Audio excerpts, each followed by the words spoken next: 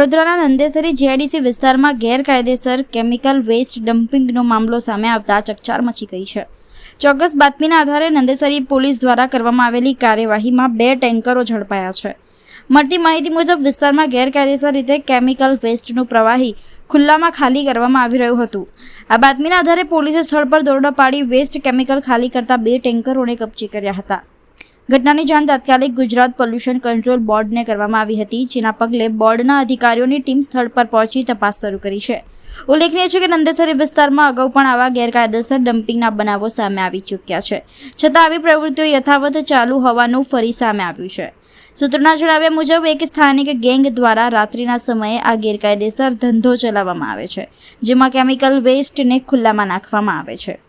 આવા કૃત્યોના કારણે જમીન, પાણી અને હવા પ્રદૂષિત થવાના કારણે પર્યાવરણ અને જન આરોગ્ય પર ગંભીર અસર પડવાની શક્યતા વ્યક્ત કરવામાં આવી રહી છે।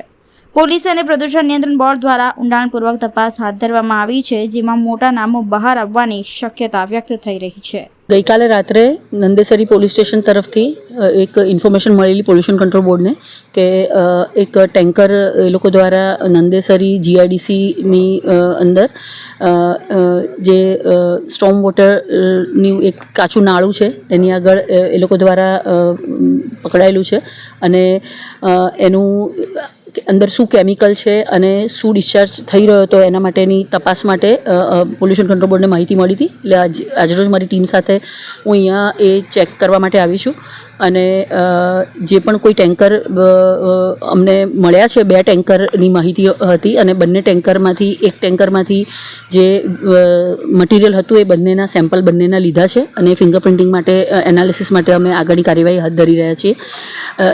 એ ઉપરાંત પોલીસને જે પ્રાથમિક માહિતી મળતી એ અનુસાર જે પણ કોઈ એકમનું અમને જે માહિતી મળી છે કે કોઈ એકમમાંથી જ આવ્યું હોય આવું આ ટાઈપનું બંને ટેન્કર જે છે બંનેમાં જે કેમિકલ છે એ હેઝાર્ડસ કેમિકલ છે અને એની માહિતીના આધારે જે પણ કોઈ એકમમાંથી આ ટેન્કર આવ્યું હશે એની પર કડક કાર્યવાહી કરવા માટેની તાત્કાલિક કાર્યવાહી હાથ ધરવામાં આવી રહી છે અને એની જે રિપોર્ટ છે અને એને એનાલિસિસ આવશે એના આધારે અને જે માહિતી મળી છે એના આધારે અમે જે તે એકમની ઇન્સ્પેક્શન કરી અને એની પર આગળની કાર્યવાહી હાથ ધરીશું।